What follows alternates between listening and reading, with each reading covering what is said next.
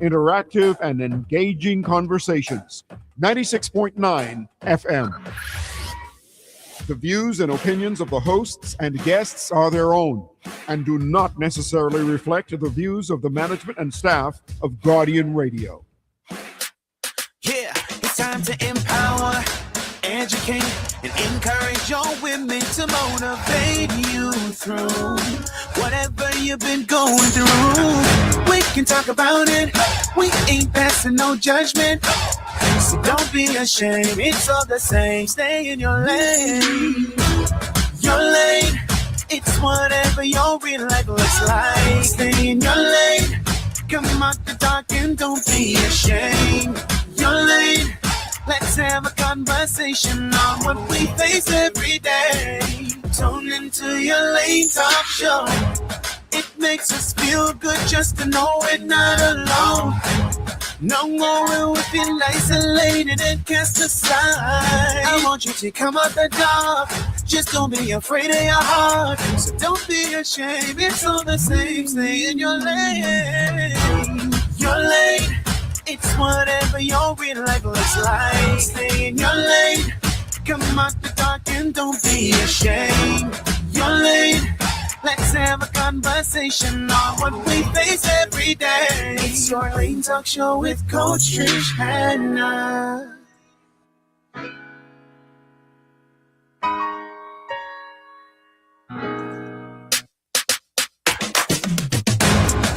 Hello, everyone. Happy Sunday. Happy Sunday. Happy Sunday.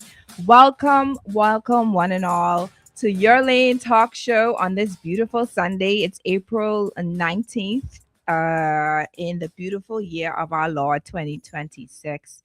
I am hold on, let me just put it this way. So in case Garth is listening, you're listening to your favorite talk show on the Sunday afternoon.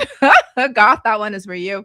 All right. So I want to thank you. I'm Coach Trish Hanna. Thank you for tuning in to Your Lane Talk Show today. Now, here on Your Lane Talk Show, our mission is simple but powerful. We are here to educate, encourage, and empower women of all ages. And that's from the spirit, the soul, and the body. All right. And of course, as I've always stated time and time again, we do have male listeners. And for the past couple shows now, we haven't really been specific with our gender, saying specifically targeting the women. But so we were given the opportunity for our males to tune in and listen in and call in and share their voices as well. So thank you so much to our male listeners who've been tuning in and contributing to Your Lane Talk Show. For those who are listening for the first time, Your Lane Talk Show is a faith-based show, but we're also real. We're relevant. We're relatable. We talk about the things that don't always make it into Sunday's message, but they matter in our everyday life. Your relationships, your health, your purpose. You can all find, information pertaining to that on this particular show. And let me remind you, this is not just a show you listen to. This is a conversation that you can be a part of, okay? You can call in, you can text, you can comment live and engage with us and our guests. We have had past guests who were lawyers, doctors, coaches, therapists, you name it, we've probably had it. You name a topic, we've probably covered it. But if we haven't, okay, you are more than welcome to text us, all right? The number to text on, well, not that particular number. If you want to share a topic specifically, you can text 376-8689 to share a specific topic. Okay. So I'll tell you what the text number is for this particular show today. We'll talk about that a little later. All right. And I want to always share that we're bigger than radio. Okay. Our conversations are bigger than radio. We are out of the four walls and into media at large, not just Guardian 96.9 FM dial itself, but internationally. We have international guests that tune in. We have pastors, church members, those who don't even attend church, but they understand, the principles, laws that God gives us in the Word of God. And so they listen to our show tune in, gather information, and use it to go about their everyday lives. Okay. Last week episode was episode 169, which is a good example of what you may not hear on the pulpit. Overcoming sexual strongholds. We had with us Coach Trey Walters and Tony Ann Dickinson. And what did they not tell us? Okay.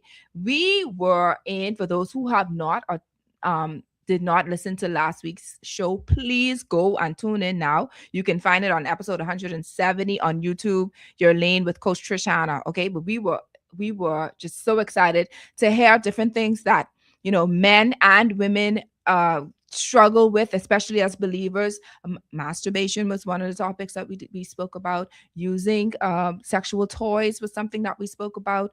Being promiscuous and having sex outside of marriage was some things that we spoke about, and it was so powerful. It was so powerful. And I'm not gonna be a spoiler, all right, for those who haven't heard last week's program. So I'm gonna tell you, go to YouTube, Your Lane with Coach Trish Hanna, episode 170.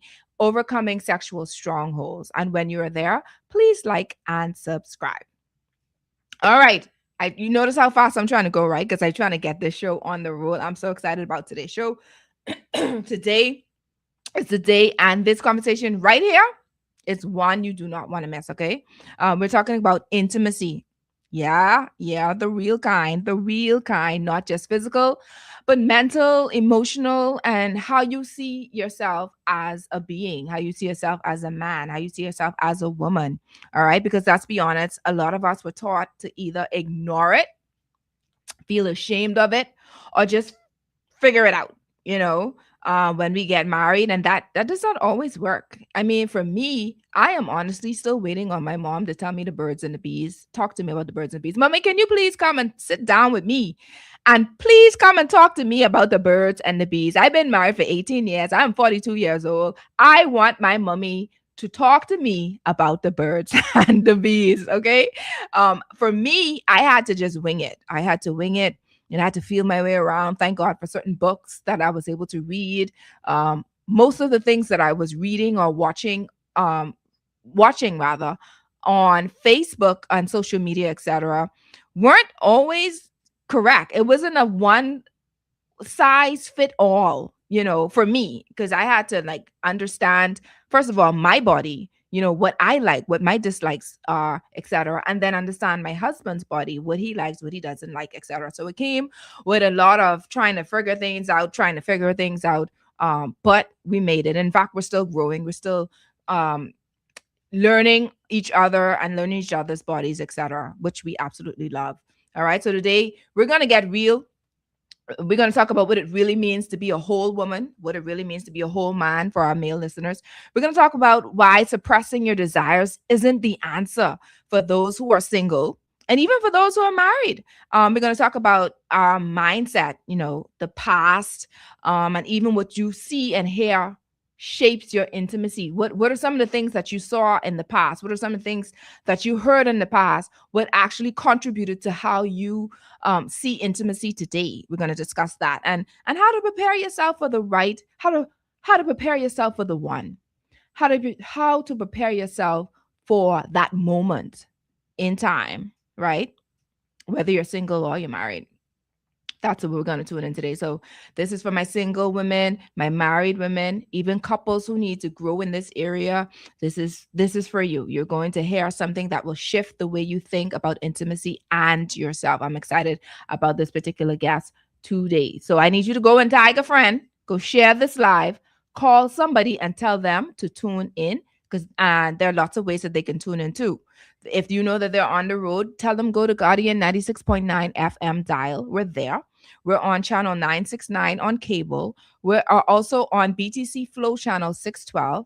We're on the Guardian Radio app for Android and Apple. We're also on the website, www.guardiantalkradio.com. We're on Facebook, Your Lane Life Coaching. And we're on YouTube, Your Lane with Coach Trish Hanna. Absolutely no excuse. Okay? No excuse for you to hear what this show is all about today.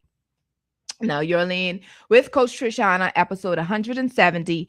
Are you truly prepared for intimacy? Is brought to you by John Shoe Store and Accessories, Tropical Gyros, Yearling Life Coaching, the Children's Dream Journal, which is now available at All Seasons Book and Gift Center in Palmdale, as well as on Amazon. Lysol, distributed by Thompson Trading. Del Monte, distributed by Thompson Trading. We're also brought to you by 242 Media Connect. Now, listen, yes, you can connect those who are podcasters, those who are talk show hosts, those who like to do conferences, etc. And you're looking for talent. You're looking for someone who can actually share their stories. You're looking for professionals who can share insight on health, wellness, fitness, beauty, etc., etc. You can actually go to 242 Media Connect on Facebook, and you can connect exactly what it says. Okay. Whether you need a guest or you are the guest, this platform is for you. So don't miss. Go to Facebook, search 242 Media Connect, and get connected today. All right. We're going to elevate conversations in the Bahamas. All right. We're going to do that. We're all about that, making sure that we have sufficient people and eligible people and willing people to come and make sure that our podcasts, our conferences, seminars, etc., are on point. Okay. We're also brought to you by Commonwealth Bank, who is our newest sponsor on board. So I want to thank you so much, Commonwealth Bank, for being a part of and sponsoring Your Lane Talk Show. All right. So our guests, I want to thank you for being a part of Your Lane. But guess what? We have a question for you. You can either chat in, put it in the chat. You can text us, or you can give us a call. But the question today is, I want to hear from you. Were you taught about intimacy growing up, or did you learn everything through experience?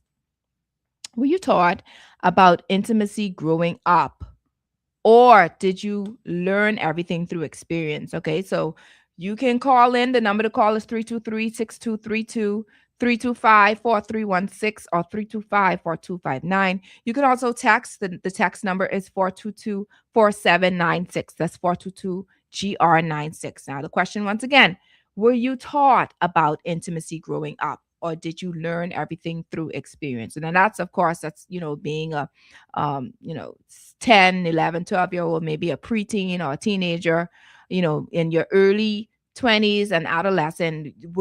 Did you have parents, guardians, etc., to actually sit you down and tell you what intimacy is all about, or is it something that you had to literally wing it out? All right, let's hear from you. And while we wait on that, I want to introduce my speaker. Let me see if I can get her on now. Ta-da! There she is. Let me connect her. Beauty queen right here. Let's go, beauty queen. All right, so today's guest, her name is Tammy Bowe-Lacroix. She is the owner of the Marriage Lab LLC and a passionate speaker, author, podcast host, and intimacy and relationship coach who helps Christian women prepare and maintain their mind, body, and spirit for the marriage God has for them. With over a decade of experience, she uses a holistic approach combining coaching, teaching, exercises, and faith-based guidance to help women feel more connected to their bodies, themselves, and their spouses, transforming how they understand and experience intimacy in their lives. So I want to welcome you, Tammy, Coach Tammy, hold on. Why am I saying welcome you? You've been here before, but thank you anyway. Thank you and welcome once again to Your Lane Talk Show. How are you? Hello. Thank you for having me. Absolutely. You're no stranger here. You've been here, 2 or 3 times already. This is your first time on Guardian Radio, though, right? Yes, my first time on Guardian Radio. Yeah. So thank you for having me. Yeah, absolutely. Radio. Thank you for being a part of today's show. Now, Tammy, I want to get straight into it. Of course, the topic is about intimacy, and there are a lot of people who'll be like, okay, well, I think intimacy is just, the sexual part. You're just, having sex, and that's about it. But I want you to explain to our listeners in layman terms, what exactly is intimacy? Because we don't want to only think that it's physical. What is true intimacy, and what does that look like for a single and a married couple? Yeah. I love this question because, when people think about intimacy, they just go right straight to sex. But intimacy is having the ability to be seen, to be heard, to be valued, and to have that security be met with those vulnerable needs, right? And so pretty much that is everything that it is that you do with your clothes on. It is the way that you are engaging, the way that you are being seen in public, right? The way that you're being seen in your relationship, and doing things to be vulnerable, and then that being matched with security. I love that. I love that. So it's not just about, the physical, as we always said. And you said something about everything with your clothes on, right? Say that again, because I don't understand. Because I just thought that intimate is just, you got to have all your clothes off. You got to be real. You got come talk to us. Everything Yeah. with your clothes on. That's with the Yeah. mind. So what does that look like? Yeah. This is basically understanding, right? Like, we are sexual beings. And how that looks is knowing that we're sexual beings, and knowing that, when it comes to intimacy, even when we have our clothes on, we still carry certain characteristics. There are still certain things that we do. But it's not really about sex. It's really about everything that happens within. Everything that happens within. Man, you giving me bits and pieces, man. So what is happening within? Like, what is going on with that person? Let's say for a single, what is going on with this particular person during this time as they explore what intimacy means to them? Well, like I said, it's the first part of that is really understanding that you're a sexual being, right? And understanding what sexuality is. And sexuality is pretty much everything that it is with how you connect to the world around you. It's how you are experiencing the world. And so I like to say, when you are a sexual being, that we are experiencing the world through our senses. This is how we hear things, how we see things, how we the sense that we have. It's pretty much all of the senses that we have, and how we engage with that, and how we experience the world with everything it is that's within us. I hope that makes sense. Yeah, actually it does. So, I mean, intimacy is just using all of your senses. Can we go there? Yes. We're using all of our senses. So obviously we hearing, we seeing, we tasting, we smelling, we touching, etc. And that's what I'm getting from it, to explore with it, how you are at large as a whole, and how you show up in this earth, right? In the world, right? Yes. And so before I get into that, because I want to talk a little bit more about that, because I noticed that you shared that in your book. You have a book that's called Go to Bed Naked for singles, right? Now I don't know if it's out yet, but I know I saw a little you did a little preview of it, and I was able to see a little bit of your content. So I didn't truly like read through it. Is it out yet, first of all? It's being edited. It's being edited. So I saw little pieces of your previews. And so let's start with that. Go to bed naked. Let's start with that. Let's start with the title. All right, break that down for us. Because what? And it's for singles. So please break it down to us. Yeah, Go to Bed Naked is one of those books where understanding that as a single person, you're going to have desires, you're going to have urges, you're going to have all these various things. But what am I doing with all of the urges and things that I have? And understanding that when you go to bed, it's not really about being naked, essentially. It's about being able to unravel the layers of me so that I can show up fully if I ever do decide to get married. So it's pretty much unmasking. It's taking away the shame, the guilt, pretty much everything it was that you taught regarding intimacy, and then learning how to truly see yourself, how to be a full, whole person, so that you can even walk through the process before you even get married. We should be able to understand that we are sexual beings, and that, when we know that we're sexual beings, and we understand that we're going to go through some experiences in life where we can learn some things about ourselves, how do we steward that so that we can show up whole, especially when we decide to get into relationships and when we get married? Right. So the fact that, being a sexual being is something that we need to know, even as singles and married, as a single or married person, right? How does that impact,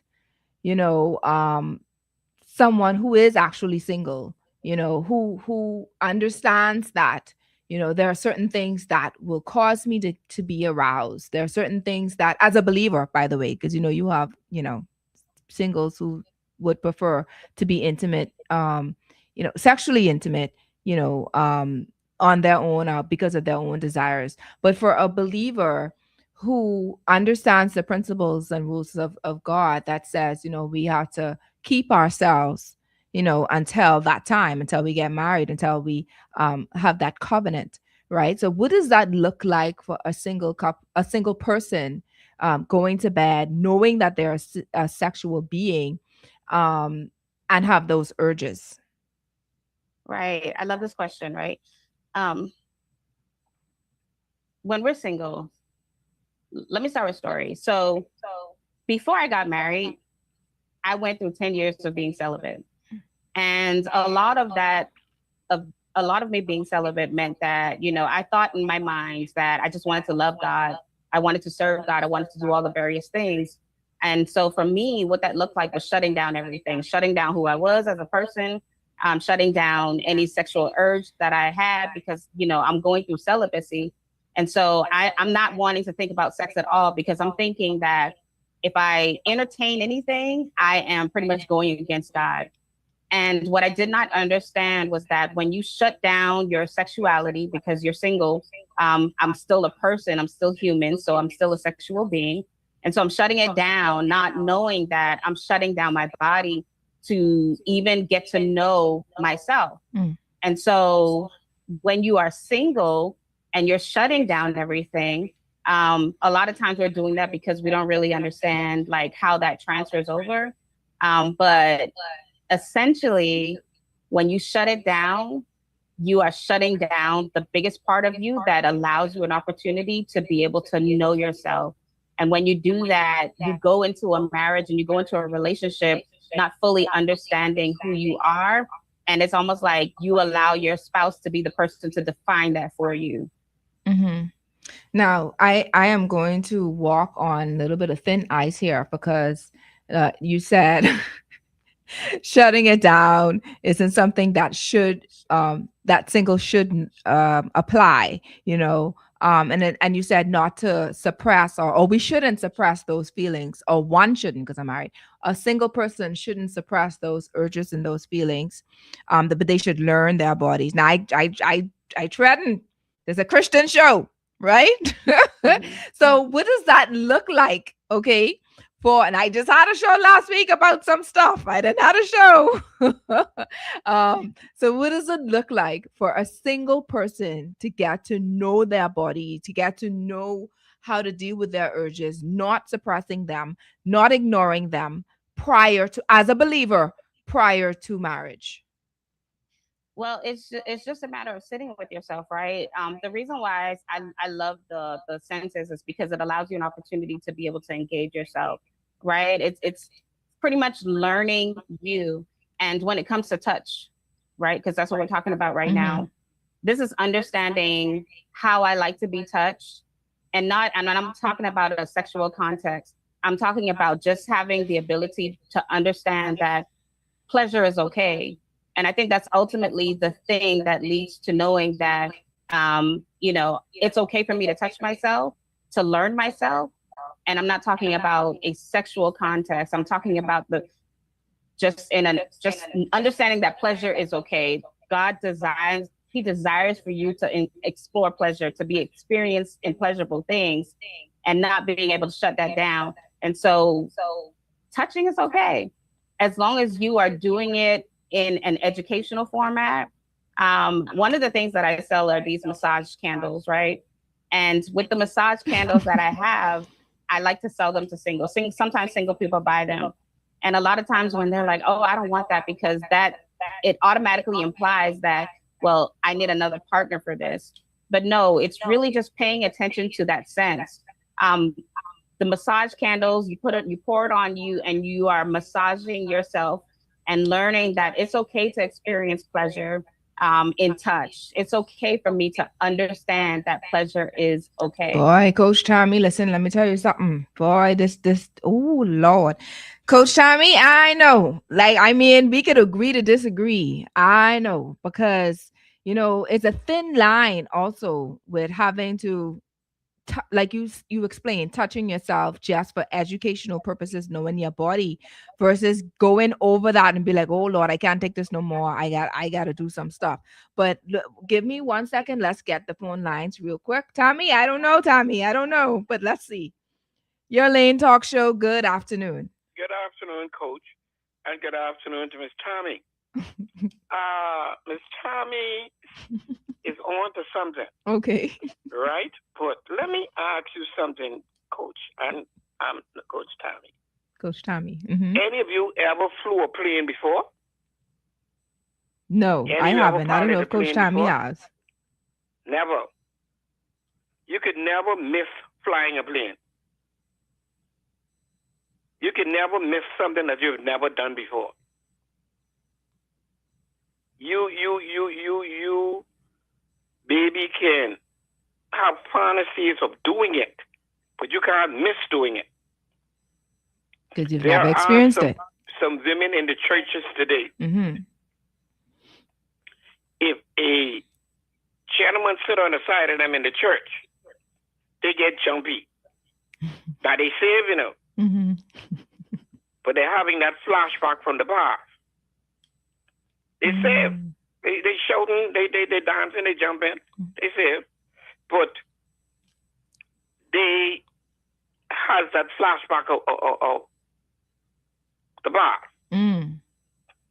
So when I hear women in church saying that they never slaved with a man before in their life, no man ever touched them in a certain way other than a friendship hug or a shake of hands or something like that.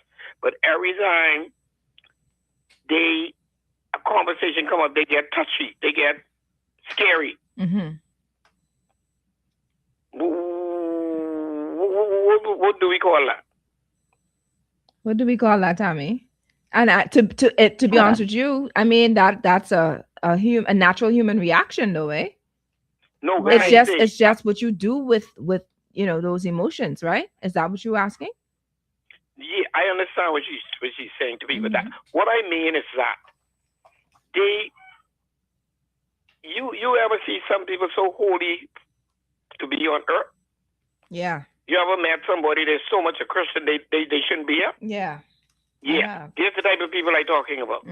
The ones who don't believe that it's okay to have those feelings and emotions.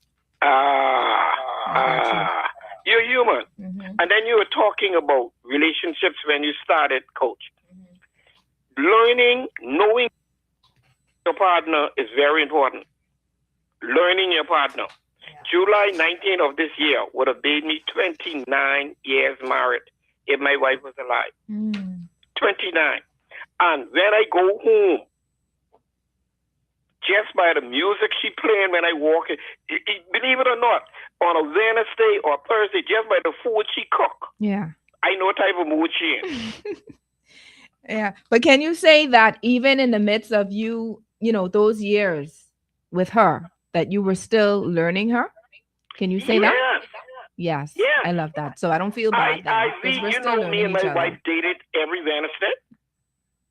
We go to the movies. Yeah. We go by the fish fry. We guys go for some ice cream every Wednesday. We don't do nothing Wednesday evening other than be together. Yeah, you're dating. And we were still dating until my wife and anybody that's listening to this who knows my voice, they'll call and complain. Nobody can come to my house on Wednesday night. Shut down. That's our night. I love that. We're actually going to talk about marriages in a minute. I love that. And thank you so much. I love that. Thank you so much, caller. Thank you for calling in. We're gonna talk about marriages as well, but we want to stay focused on the singles for right now so that we can get a better understanding. Thank you so much for calling in. So, Coach, you get that? Yeah. Coach, now. I'm trying to understand the question. I think he just called for the statement. I don't think he had a question per se, because he actually said that you were on to something. But so we want to hear more from this because you have me on edge. In fact, there is someone that posted on the Facebook page. She said, "Isn't that masturbating?" That's a thin line. Like, she's not masturbating. She's saying just to get to know yourself or whatever. So I'm gonna let her explain that, because Right. you know, Because sometimes you why? get to the point where you're so excited, you know, you may end up slipping. Go, coach. Yeah, and I think it has to be very intentional, right? Like you have to have a premeditated plan to say, okay, I'm going to learn something about my body today. And we call this mirroring, where you look in the mirror and you label your parts, you understand your body.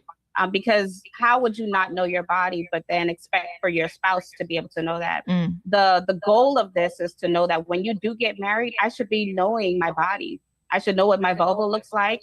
I should know how to label it. I should know how to label my body parts, right? I should have a basic understanding of how I like to be touched, because I take time in taking care for myself. When I am applying lotion to my body, I pay attention to how that makes me feel. I take my time. I engage in the senses, right? When I shower, I am taking my time in the shower and paying attention to, you know, how the soap lathers my skin, right? I'm using tools in the shower. You know, sometimes they have like those gloves and I'm showering. I'm paying attention to how things feel when it touches my body, because the thing that you don't want to do is get into marriage and don't know what it is that you like. And so the goal of this is to help you understand, okay, I like this, so I can be able to articulate, I can communicate this with my spouse to help him learn how to serve me better. I got you. And I have a better understanding of that. Why do you think so many women feel shame around their sexuality? Like, how do we start letting that go for real? Like, even as a single person, you're preparing for marriage, especially those who are waiting to get married, and they have issues with wanting to look at their bodies in the mirror. They have issues with wanting to, you know, really examine themselves, as you've stated. Why do you think that is? A lot of times it stems from, I'm trying to say this in a sensitive way because I don't want to blame the church, right? But there is a message that is translated that touching yourself is bad. We call it purity culture, which is a culture that trains you that there's a checklist of things that you have to do in order to stay pure for marriage. And it does a disservice to especially women, because it allows them the opportunity to feel that learning myself is not good. Understanding pleasure is not good. And I'm not even supposed to have desires, right? We're always being told of what we cannot do, but we're not really told how the pleasure and the beauty of God's design and how that translates into marriage. We attach shame, we attach our experiences to our current situations, right? Sometimes when we're hearing these messages from the church, we're hearing it from an unhealed place. Sometimes we've experienced trauma. Sometimes we look and we see culture and we see what's happening within society. And so everything about sex is like completely shunned away. But we have to remember that sex is a God thing, and we have to understand it in the context of how God created it to be. And nothing about it has ever been negative. It's always been something about his design. It's always been something for you to enjoy. It's always been all these positive things, but we can't correlate that because we have so many different mixed messages telling us that these things are not okay. Yeah. So like you said before, we're not blaming the church, but the church may have something to do with it or a little to do with it, right? But this is what I want to share. I have to put in a little something right there. I think that what God is so strategic in everything that he does. This is my personal opinion, okay? So y'all don't come for me. I think that we blame the church too much. And I think that what God is doing now, thank God for certain things like podcasts and certain things like, you know, talk shows, etc., where knowledge can be given to believers, so that the weight of conversations like this doesn't necessarily have to be on the church. You understand what I'm saying? So this is my opinion. I just ain't nowhere in the Bible, but I'm just saying. In fact, if I were to use a part of the Bible, I would say that we are body And so the church may be the head. And so you have people like myself, people like you, other believers who can be the hands, the feet, or whatever have you. But we're still one body at large, where we're still, professing God as Lord and Savior, creator of heaven and earth, etc. And we're using biblical principles to apply to believers so that they can know how to live this abundant life that God has requested, has asked us to live or commanded us to live, right? And so I'm at a different mindset of how I view the church. Once again, my opinion. All right. And so that's why even while I was preparing this show 4 years ago, what I said as a tag is out of the four walls and into media. What does that look like? It means that you can still get the truth however you perceive it and apply it however Holy Spirit teaches, allow, because when you hear messages, you eat the meat and you spit out the bone. So whatever, however it applies to you. So, y'all stop beating up the church, man. The church sending us out, the church sending saints out to deliver messages that may not necessarily have to be on the pulpit, right? And then there might be sometimes, there are some churches really, they would have like probably a Wednesday night service or a single service or couple service that discuss these things. But I get what you're saying. I just wanted to put that little plug in. Don't put too much weight on the church. We are stepping out of the four walls, but we're still the church. So I wanted to share that little piece. Let's get back to you, Tammy, because that was on my heart a little while. It ain't just you, because I've been hearing that a lot. I want to talk about back to using the five senses. Remember, initially we spoke about that, and I want you to break it down a little bit more for me. You spoke about the candle, then you spoke about putting the wax on your body, or just to feel it, or just to know how it feels. Right. So we got the scent, we got our nose, we got the touch from the candles. What about certain sounds and tastes and what we see?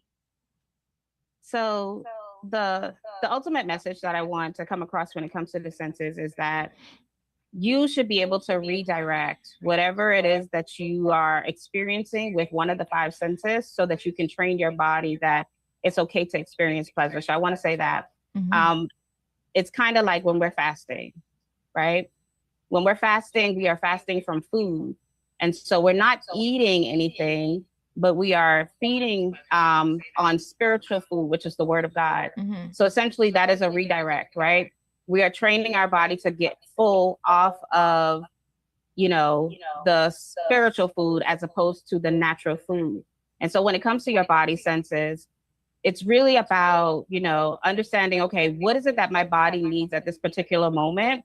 Because sometimes when we're experiencing urges, when we're experiencing these desires, it's not exactly sex that we are desiring. It's something deeper. It's your body letting you know that you want to be cared for in a particular way. And so when we sit with that and we really dissect and understand, okay, what is it that my body needs at this particular moment? Then you redirect it to one of the five senses to be able to engage with that. And so when it comes to like sound, right? If I am in a moment where I'm like, okay, God, like I need to hear from you because I'm having these urges, the way that we could transfer that is probably through worship music, right? That's a sound because you're hearing. And when you are engaging in worship, you are opening up yourself to be able to redirect that urge that you have towards worship so that God can then fulfill those desires. So I hope that makes sense. I love that. I love that. So those desires are being met, or those voids are being met through God, during worship, which is another form of intimacy, So I thought you saying that is quite applicable and necessary for those, especially as singles, to redirect those urges, and allow him to fill that, with his presence. So what we're going to do is we're going to take a quick break because, yes, we spoke about the physical, but as we've stated, there are other parts of intimacy that we have yet to uncover for today's show. So we're going to discuss that right after these messages.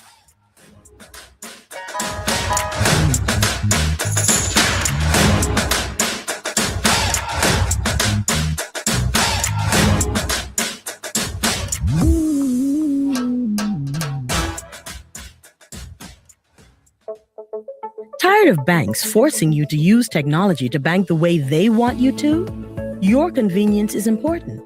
So no matter what your banking needs, Commonwealth Bank's friendly staff are always available in branch for that personal one-on-one service. But when you choose technology, our online and mobile banking app offers you state-of-the-art functionality. The choice is yours. Commonwealth Bank. Bank the way you want.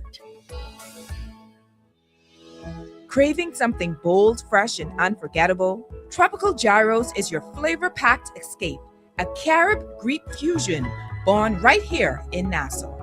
From juicy grilled salmon, chicken, and pork gyros to loaded bowls, fresh salads, wings, and more. There's something for every craving. Find Tropical Gyros at any of their locations, JFK Plaza, Rosetta Street, Port Lucaya Freeport, or their franchise spots on Prince Charles Drive, Soldier Road West, Delaport, and Carmichael Road. Tropical Gyros, not just good food, it's an experience. At the heart of every great meal is a simple yet powerful idea: quality. At Del Monte, we are committed to cultivating quality, growing the freshest, most nutritious vegetables, fruits, and tomatoes for your family. With non-GMO ingredients and BPA-free packaging, you can trust that every can is packed with goodness. So whether it's a quick snack or a hearty family dinner, Del Monte brings wholesome flavor to your table. Look for it in your favorite food store. Del Monte, fresh taste, smart choices. Distributed by Thompson Trading. This is Guardian Radio 96.9 FM. Fresh news, smart talk, all day.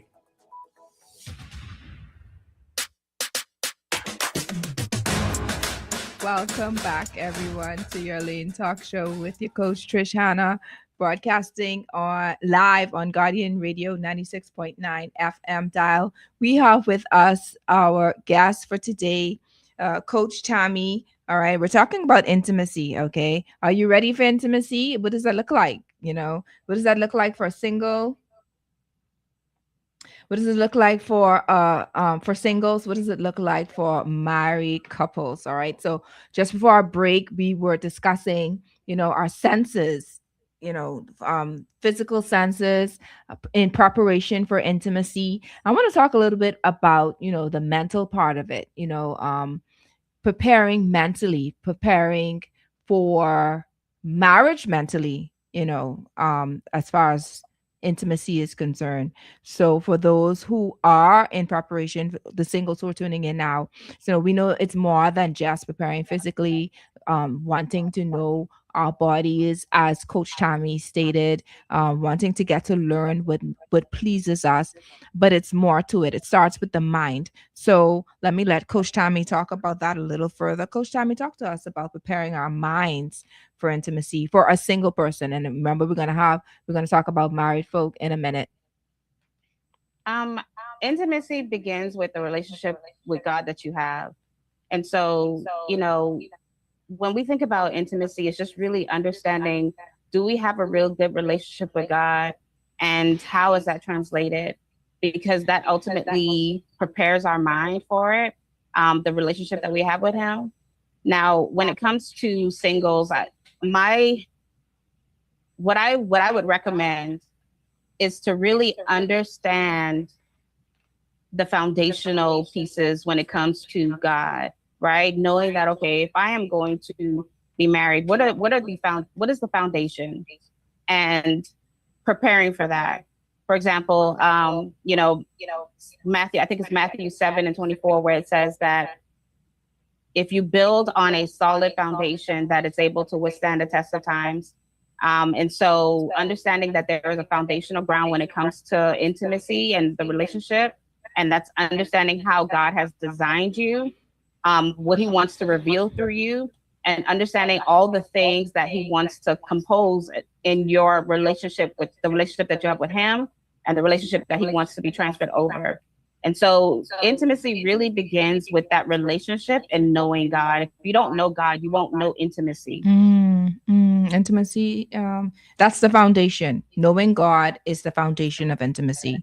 Knowing who He is, knowing why you were created, what your purpose is, knowing, the fact that He is all knowing. So He knows everything about you. He knows your desires. He knows what you like and what you don't like, even before you knew what you liked and what you don't like. I like that, Tammy. So, what about preparing emotionally? And that's putting in the work, right? This is why the census is so important, because that allows you the opportunity to put into the work. This is how you are communicating with your friends when you go out. This is how you are, spending time with yourself. This is just about learning who I am, because you can't go into any relationship without understanding you. And I think a lot of times we're not spending enough time with ourselves to learn ourselves, to even understand where to even begin. We get into these relationships and then it surprises us because we're like, hold on, wait a minute. I'm not really prepared for everything that's happening. I'm really shocked in how I feel. I don't know how to communicate what it is that I need. But sometimes we're not doing the work to figure that out. Yeah. We're not doing the work. And speaking of which, even as we transition into, a husband or a wife preparing for intimacy, let's say someone who is connecting for the first time, that wedding night. Let's hope they're connecting for the first time on the wedding night. No judgment here, right? So, like, what is preparation for a woman who've already just coupled, probably less than a half an hour to an hour ago, have said yes, has made, her commitment to and her covenant has been made to her husband, and those who have witnessed her yes to him. I know that preparation comes way before that night, but what does that look like for someone who's preparing for that wedding night?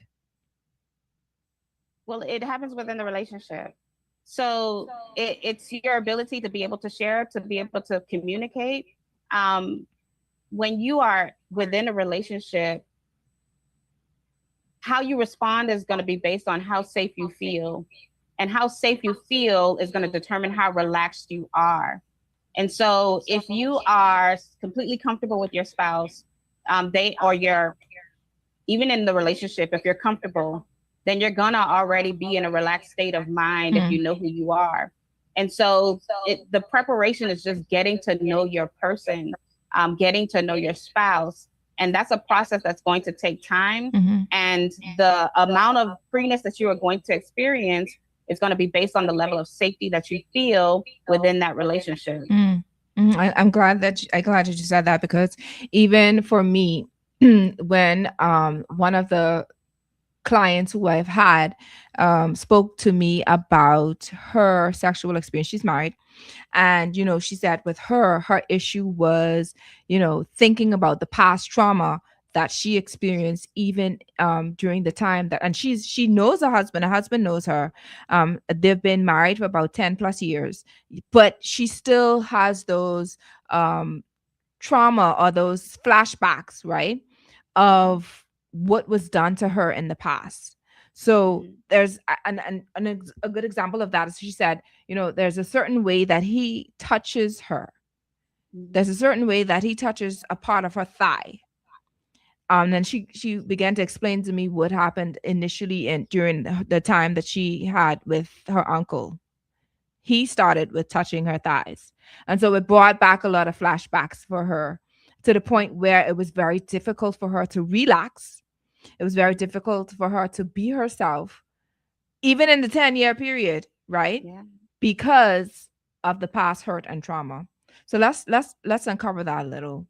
Let's talk about the importance of dealing with that, even if you are single, dealing with that now, so that it doesn't impact your marriage. Yeah, again, this is why it's so important to be able to do the work prior, because, we were talking about touch earlier as it relates to the senses. And one of the things that touch does is we call it mapping, right? Mapping your body. Sometimes when you are engaged in mapping your body, understand where you like to be touched, where you don't like to be touched, These are things that are revealed to you in the process. And so you're learning essentially your triggers.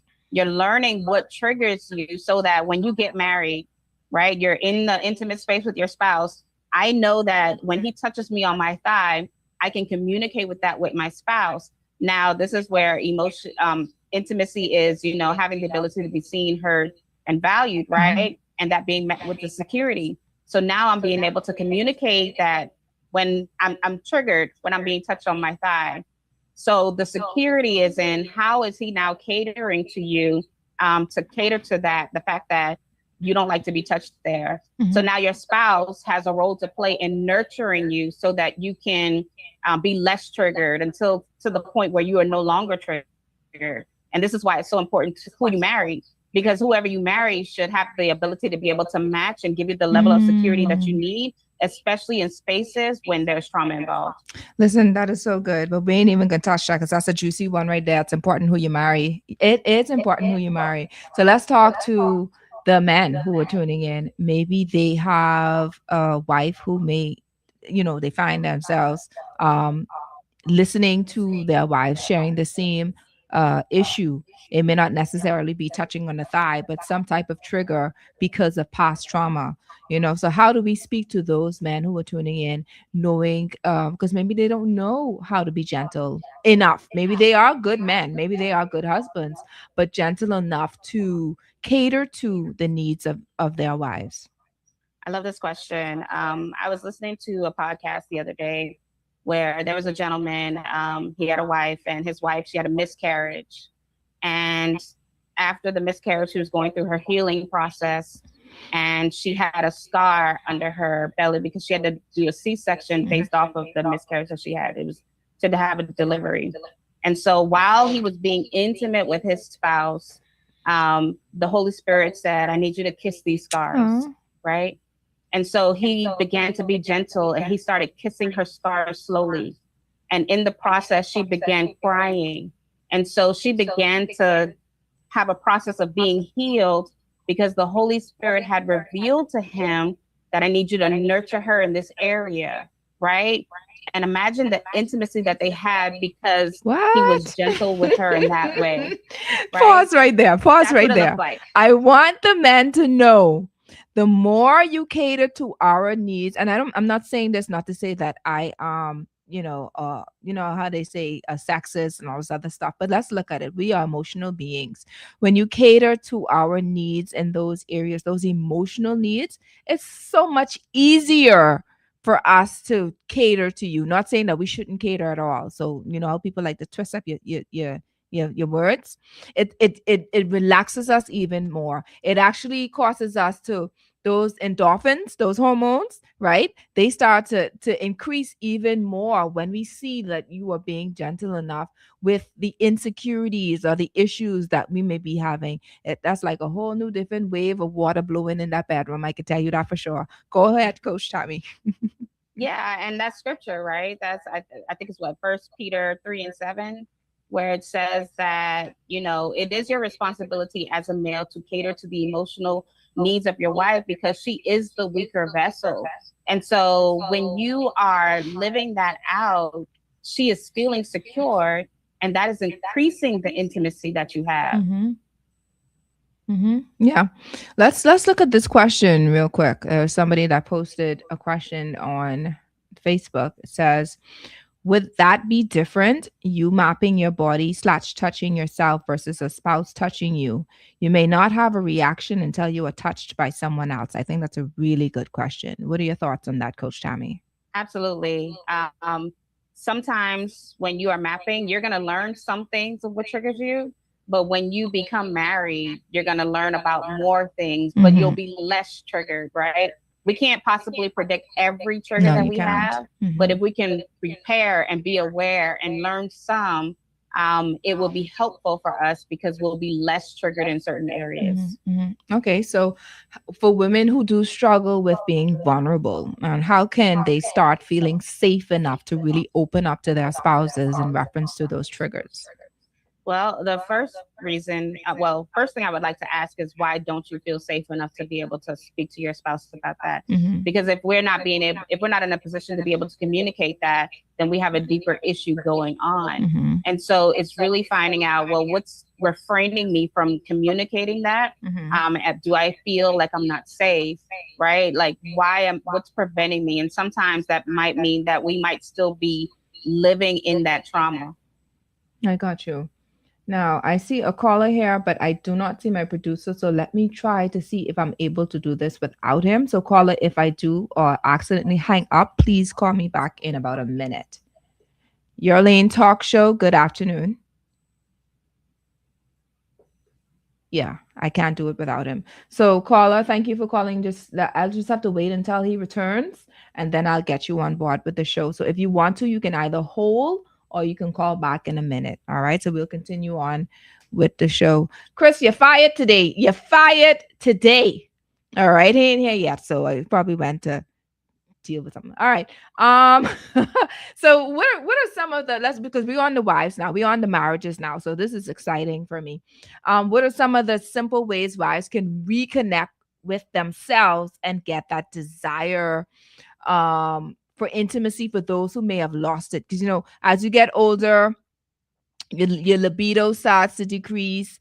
That intimacy dies down because you may have your children, you have stress going on, you got all kind of different issues happening. How can wives reconnect to get back into that vulnerable moment or space for their significant other?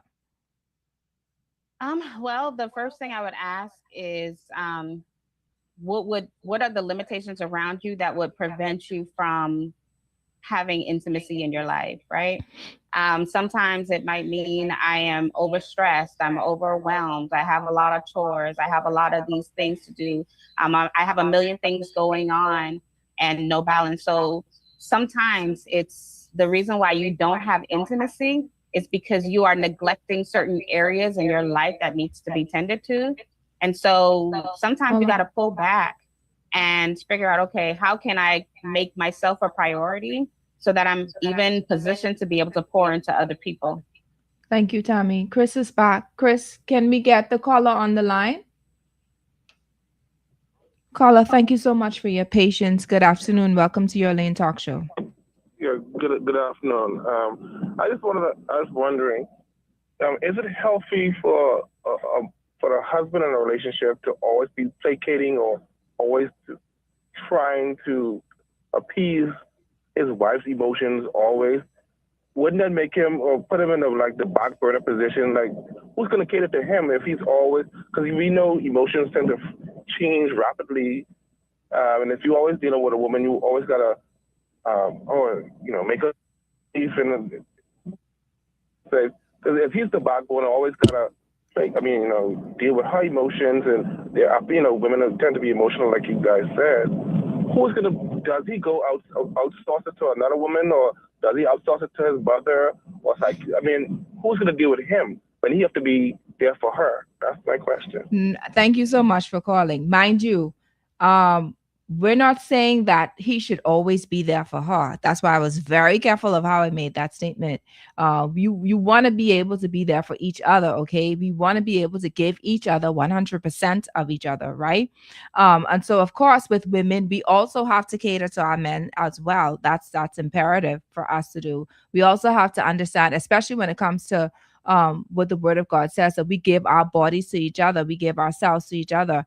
Women we submit ourselves to our husbands, means we honor them, we cater to them as well. So we're not saying, don't get us wrong, we're not saying that, yes, we are emotional beings, but men are also emotional, and so they have those emotions as well. So we're saying that in that case where we're talking about trauma, that the instance of what we were referring to.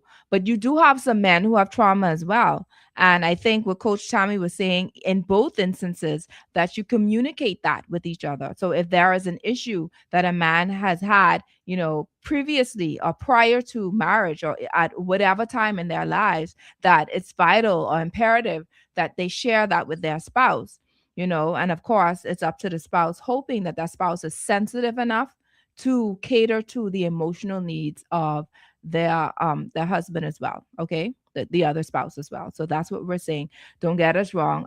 And she could tell you, I highly endorse us as women ensuring that our men are also taken care of. All right, and I don't say 50-50, I say 100-100. Okay, Tommy, you wanna tag on that? Yeah, pretty much everything that you just said, right? When you're think about how God wired us. He created women to be emotional, right? It says that we are the weaker vessel.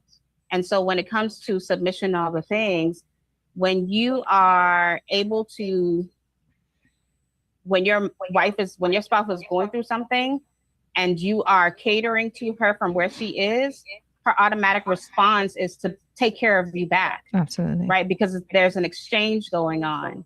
So we have to think like your marriage is a sacrifice. Mm-hmm. You are giving to your spouse is giving back to you. And when we think about that, we have to think about covenant. We have to think about God. There's so many different layers to this, but ultimately we are always submitting to God, right? God says that our bodies belong to him, right? And in return, you are giving it to your spouse, and you cater to each other based on where you're at, because there are going to be times in the relationship where the wife is not capable because she has children. She is going through something emotional.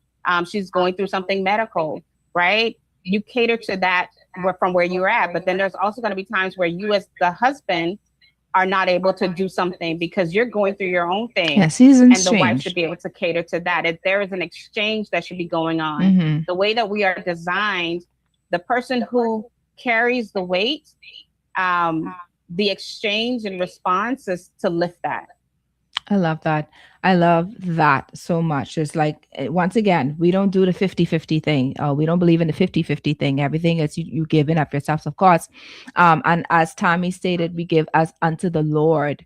All right. So what we're doing is we're honoring God in the midst of serving one another or submitting to one another. Tommy, let's get this call. Your Lane Talk Show. Good afternoon. Yes, good afternoon, Yolene. Yes, sir. The Lord, the sword and the covenant of the Lord, eh? But this is, I mean, in denying, I'm not a sex expert. I'm speaking from sex experience. And so I'm listening to the lady, and I am piggybacking of the last call from the gentleman, right? Mm-hmm. I don't know who he is, but for me, right, denying sexual feelings, emotions is kind of being hypocritical, right? Which is pretty hard, you know. There might have been a period in time in my life in which I might have been without sex in my younger days, et cetera, and I would have been more. But, you know, I don't know who's losing their libido, right? I had a friend, 71 years old. We was just having a conversation because he's trying to sell a house of his, right? So he was like, he looked good for his age. So he has a gray, so he asked me where my gray is, and he was telling me he has a 10-year-old. It's like, boy, so laughing because he's 60, I'm 61, and he's 71, and he has a 10-year-old, and she's very bright in school, et cetera, et cetera. So I laughed at him. I said, man, you're in a worse position than me. But I mean, him in the same position, but as it relates to sex and feelings, something I want to chime on as it relates to the gentleman, and then I want to talk about past experience as someone being holier than thou, right? Or Christianish, right? Mm-hmm. And wallowing in self-righteousness, denying their sexuality. Mm-hmm. So what happened is now, I had a friend, well, she was a female friend, right? She was much younger than me. And so as it relates to what the young man was saying, as us catering to woman, right? I like that because I like to please a woman, not only in bed, but other ways, right? Mm-hmm. And so, which is natural. And so one of the things that I found out is that this female friend of mine, she touched me in a certain area. I'll say it, and it's my rib area. And I always smile and push her, and because I couldn't, it feels too ticklish, it feels too good. And she's always wondering, like, why? She said, what happened? Nobody else is do that to you. Like, you know, it feels so. Maybe you all did come from our ribs, because I can't take that. That's one spot that actually excites me when a female put a hand on my ribs.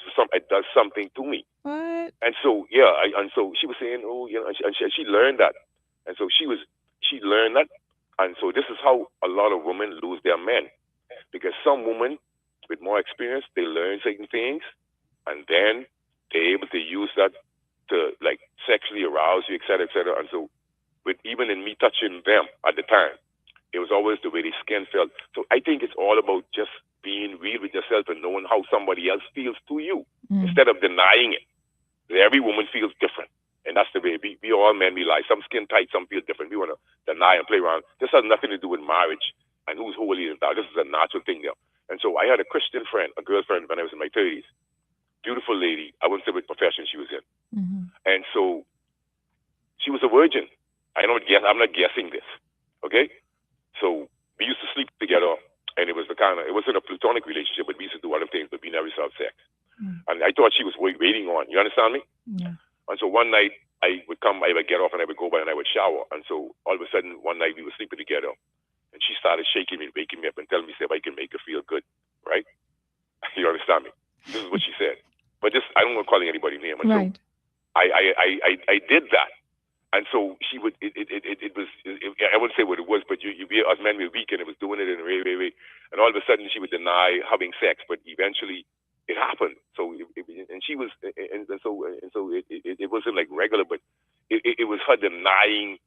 You know, when you're playing around with fire, and then all of a sudden the fire catches. You know what I mean? So it is what it is.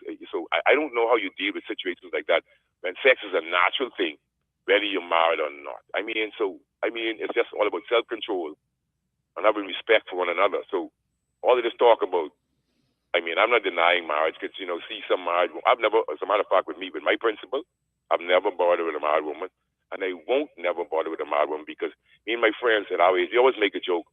You might be able to beat her husband, but in the moment of him seeing you with her, he'll be like Samson. So I don't bother with people and their woman. Line up and have a good day. Bless her. Thank you so much. But guess what, caller? You answered your own question. It comes with self-control, right? And discipline, and having to know, you know what I mean, how to respect each other's bodies. And but as you know, when we do make our comments, it's primarily for believers. So obviously someone who is outside of, not understanding the biblical principles will deny what we're saying or wouldn't really agree with what we're saying because they would do what they want to do anyway.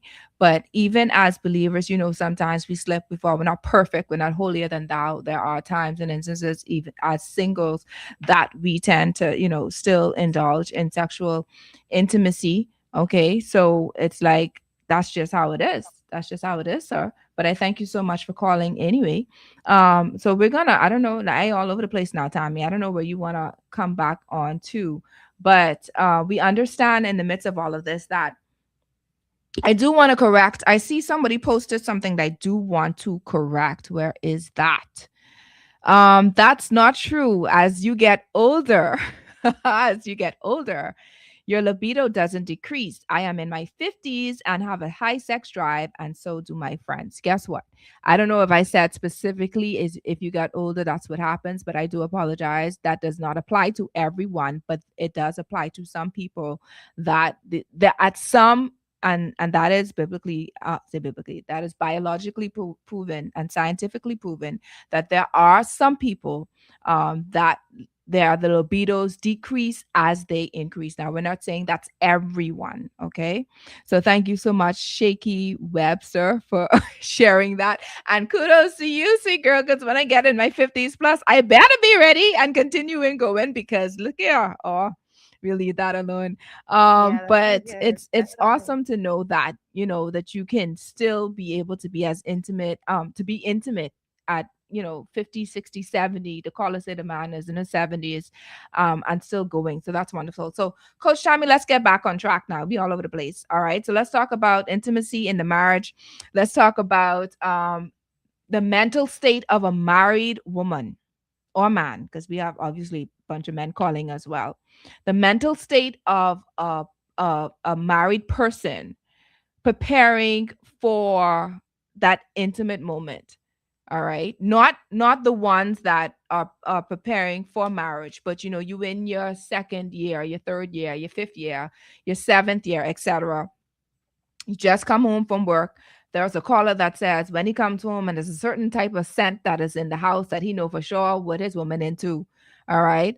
But she had to prepare herself as well. Right. What are some things that wives have to do or should do, or some things that men should do to prepare for those moments?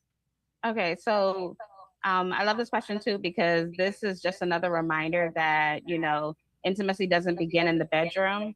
It begins from the last time that you have engaged with your spouse, right? It's how you are communicating with each other, how you're spending time with each other, how you're helping each other. It's really catering to your love languages, right?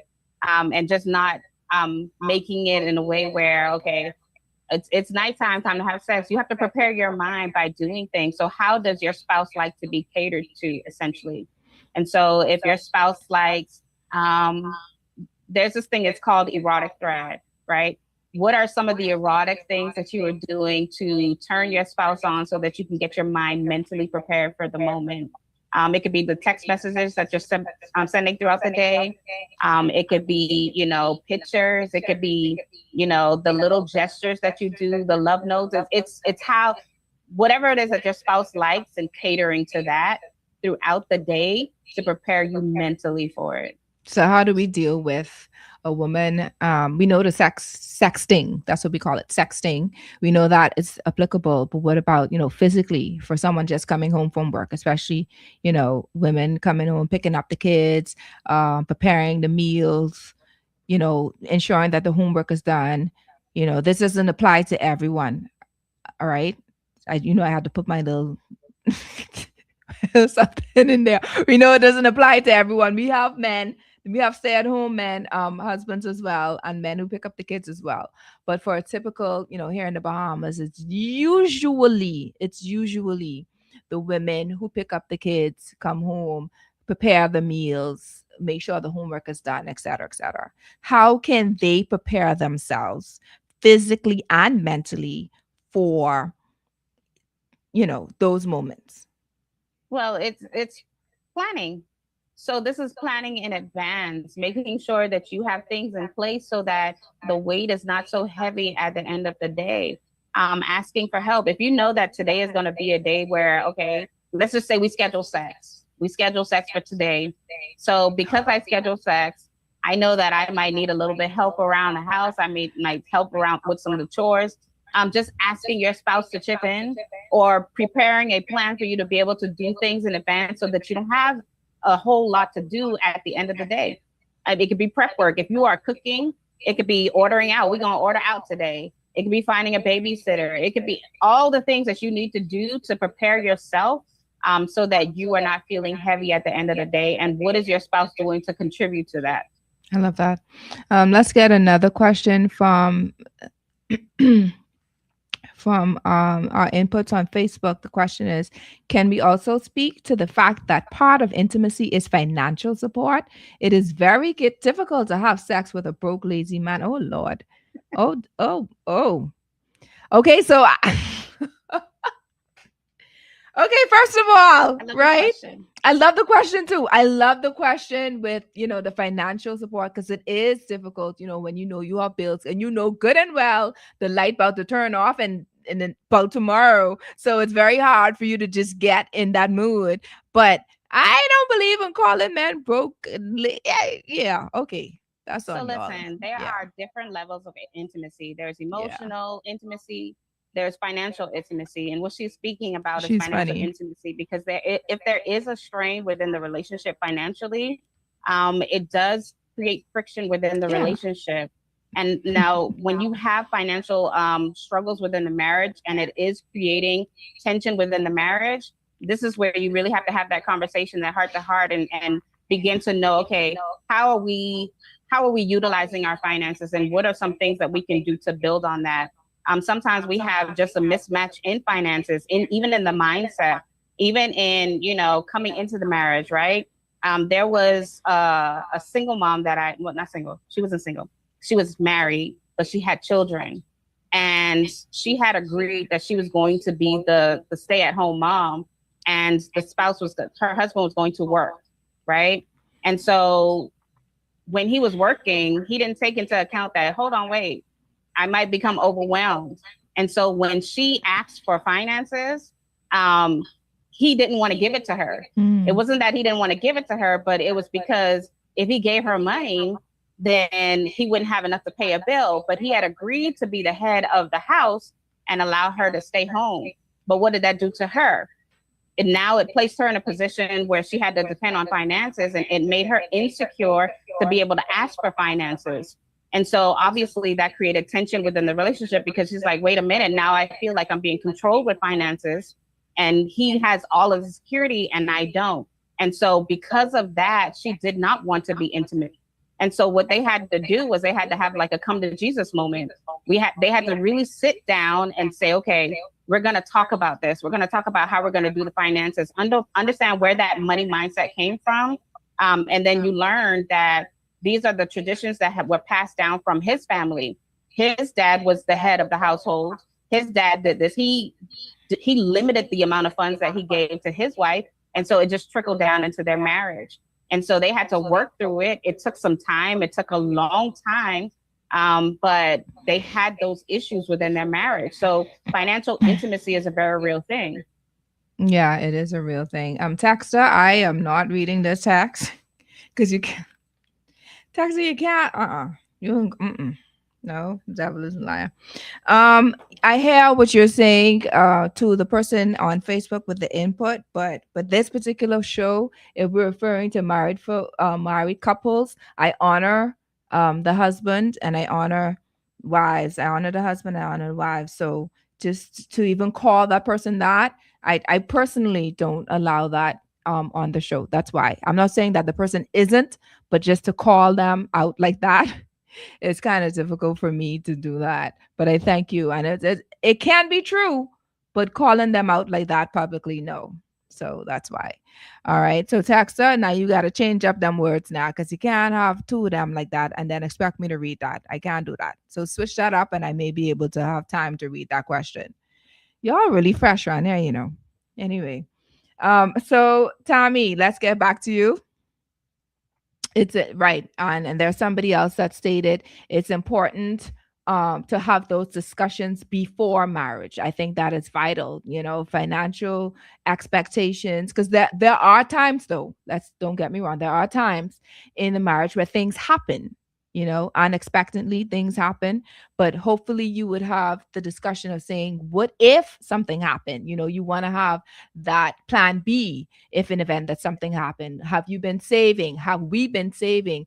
Would you have in your hands or with your hands to do so in the event that you may lose your job, or God forbid something like COVID or something happens again, you able to sustain the family, right? All right. So Tammy, we're going to talk now about communication before we wrap up, just about a minute or so, because we only have a few more minutes left. Why do you think it's so hard for women to express their needs, and how can we get better at that?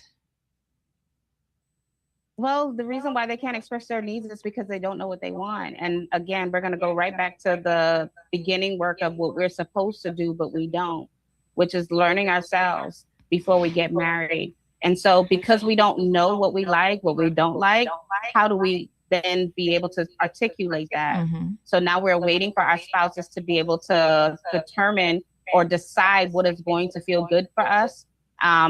We're waiting for them to let us know what we like. And we still don't know what we like. That is one of the biggest issues that women have, is they don't know how to communicate because they don't know what they want. Mm-hmm. And so as we wrap up, if you had to shift one mindset for a woman around pleasure and self-acceptance, and that's for a single or married woman, so you could dissect and distinguish how you're going to word that, what would you say? I would just say that understand that pleasure is not a bad thing. Being a sexual being is a beautiful thing. And so just take the time and spend time learning you, because all of this could be solved. All of the issues that you have could be solved if you just learn who you are, and if you learn how that can be transferred into your relationship. You got to be able to communicate. You got to be able to communicate what you like. And if you don't know what you like, then you will not have space for intimacy to grow. Then you're going to be depending on somebody to be able to teach that to you. And it's not going to end well for you. You're not going to be happy with that. You're going to be blaming yourself. It might cause you to be insecure within your relationship. So many various things. And so it's so important to get to know yourself, because when you know who you are now confident, and now you can communicate in that state. Amen. Thank you so much for that, Tammy. Let's read some of the text messages. Hopefully that other texter fixed what he said, because I really can't read that. Y'all gonna have Urka come and locking me up and iron into that. For the international listeners, Urka is an organization that monitors what is said and broadcasted in Nassau, Bahamas. So we have to be very mindful of some of the things that we say. All right. So this texter says, I am laughing like crazy about that person who can't have sex with a lazy broke man. Oh my God. Listen, what's with y'all? But it isn't the fact that the person's lazy and broke only. It's just the fact that you're worrying about how the bills are going to be paid. So if your mind is on worrying, then of course you're ultimately not want to be able to engage in any sexual activities. So yes, the person lazy and broke, as y'all are stating, Lord, we ain't dishonoring people today, but we still have to understand that when our minds are on something, it's very difficult to get in the zone or in the mood. All right. I think it's about creating a plan on, what are we going to do to get out of this financial situation. And when you are working towards something and setting goals, even small goals, that'll help you reframe the mindset, because now you're putting in the work. Yeah. Yeah. All right. Someone says, on the contrary, a man will marry a broke woman, but not vice versa. Y'all know how y'all go. Good day. Some women in the Bahamas do not want to pay any bills. Some women keep their money and never want to help. Okay. All right. That's on for another discussion on another day. Let me see if I can read anything. Yeah. Having conversations. Okay. This is someone that is inputting on Facebook. Having conversations like this teaches women to take the shame out of knowing and asking for what they need. Absolutely.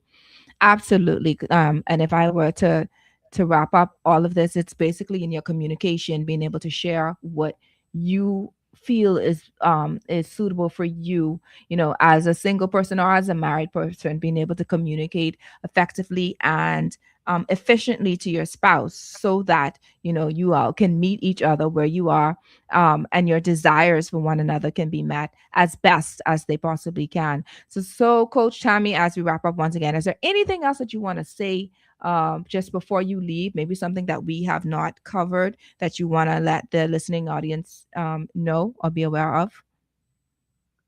I would just say, the way that you have the best intimacy within your marriage, even in your singleness, is just really building that relationship with God. We think automatically when we go to sex, when we talk about intimacy, but it's all the work that you are doing prior, before you even get there, right? And so when you are building with God. He is teaching you. He's teaching you about yourself. You're learning you, right? And so if you do the work prior to, you will have the best intimacy that you need. It has to be cultivated. I'm okay. Let's read this question. I honestly did not see this. Hold on. I skipped that one. That's not intentional. You are sleeping with an unbeliever if the man doesn't take care of his family. The Bible says a man that doesn't take care of his family is an unbeliever. A man who doesn't take care of his family is less than an infidel. But we'll discuss that at another time. All right. That's a debatable topic, and we really don't have time, but I literally have like 7 minutes left. Okay. So Tammy, can you just share with us how people can reach you? Sorry, you're saying something? I was gonna say, just to real quick, because we're thinking in terms of covenant, and I think it's very important to understand that when we are in covenant, yes, we have certain things that we have to uphold to, but covenant also teaches us that even when we are with an unbeliever, that it's the wife who sanctifies the spouse, or the unbelieving spouse who sanctifies the other. And so sometimes we go through seasons where there's a downfall. And so sometimes we have to go through periods of where we are learning how to love them in a state because that is what God is requiring. But, you know, there's always a process with that as well. So, mind you, I think the texter, sorry, the person that's inputting is stating for someone who's intentionally not wanting to take care, not in those seasons where, you know, there might be, you know, a job loss, et cetera, et cetera. So someone who's intentionally being, quote unquote, lazy. What's the other one? She said lazy and what? I know what it was. Broke, lazy and broke. All right. But once again, we on our husbands, okay? On your lane talk show. So we ain't calling them lazy and broke. And they may be acting like that, but we're speaking life.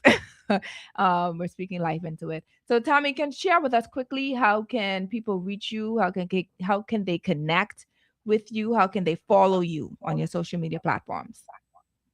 they can follow me on Instagram. It is The Marriage Lab LLC. Or you can find me on my website, is yourmarriagelab.com. Say that again, man. You're going so fast. Go ahead. Take your time with that. Yourmarriagelab.com. Yes. Or on Instagram, it is The Marriage Lab LLC. I love that. Thank you. I want to thank Coach Tammy Bowe-Lacroix for being a part of Your Lane Talk Show today. I think she was phenomenal. I think she was definitely phenomenal. And there are other things that we want to cover, but due to time, of course, we weren't able to do that. But we would have a part 2, you know, where we can go ahead with some of the statements. We can actually uncover some of those statements that were mentioned. Not you, Texter, not you. Okay. All right. Texter is misbehaving. All right. So before we leave, I want to state that as we're being the entire show, we were talking about, you know, intimacy, not starting only in the bedroom. It starts with, you know, communication, knowing yourself, etc. It starts within, not just physical. It's emotional, it's mental, it's financial, but ultimately it's spiritual. And if you don't know how to connect with yourself, how to be honest about where you are, what you feel, what your triggers are, what you desire, you're going to be struggling, or you may be struggling trying to connect with somebody else, or you may struggle. And I want to be mindful of the words that I say, right? I don't want to generalize everything, but you may have problems with that. And let's be real. Your spouse is not a mind reader, all right? Your boyfriend at the time is not a mind reader as far as wanting to know what you're dealing with, or what you're up against, or for your husband or for your wife, you know, what triggers you, what turns you on, you know, all those other things. You can't expect them to just automatically know. That's where communication comes from. And many of us, if we're honest, we've never been taught this, right? We were told to suppress our feelings. We were told to ignore, and just wait until marriage. Don't share about how we feel. Don't share about our likes and our dislikes, especially in our culture, in the Bahamian culture. But then we get married and we realize we're not prepared mentally or emotionally for what intimacy requires, right? So I thought that this conversation was so important. It's so relevant. So in this season, especially for my single women who are tuning in, become whole, become aware, especially those desiring marriage, to invest in your healing before you even say, yes, I will, before you get proposed, because you know at some point it's going to come up because y'all probably been talking about it. Invest in your healing. Go find a therapist, find a coach, find someone that you can trust, who can actually help you with that process, so that when intimacy actually shows up in your life, you're not confused, you're not ashamed, you're ready. Okay. That looks like breaking spiritual soul ties. Okay. Dealing with trauma, dating and connecting with yourself. Coach Tammy spoke about that earlier. Getting to know who you are. Go take yourself on a date. Okay. Being an expert of yourself, if that makes sense. Yeah. So that when you know who you are, you could show up better. You can show up, without anyone having to deter you from, or causing you to be a chameleon, you blending in with that other person, knowing good and well that that's not what you like, knowing good and well that's not what you desire, that's not who you are, right? Knowing who you are, knowing what you stand for, knowing what pleases you or displeases you is vital before even getting in any form of relationship and ultimately getting married and getting into intimacy. All right. And for my married couples, let's be honest. Let's talk about our desires. Let's learn ourselves just as just the singles. Allow your spouse the space to learn you as well. Initially on the show, I said, I'm 18 years in my marriage and we are still getting to learn each other. And even as you're getting to learn one another, let's be patient in that area too. All right. So not all of the time that they're going to get it right. Don't get frustrated. Expecting them to know everything. I think that's an issue I had. And like, my God, you was a big great tail man. You ain't know how to, you know what I mean? I had to calm it down and take it down a notch because I was expecting him to know things that I did not communicate with. So let's be patient and understand the communication is key. All right. The Bible reminds us in Amos 3:3, how can two walk together except they agree? So let's get into that agreement. An agreement comes through communication, understanding, and grace.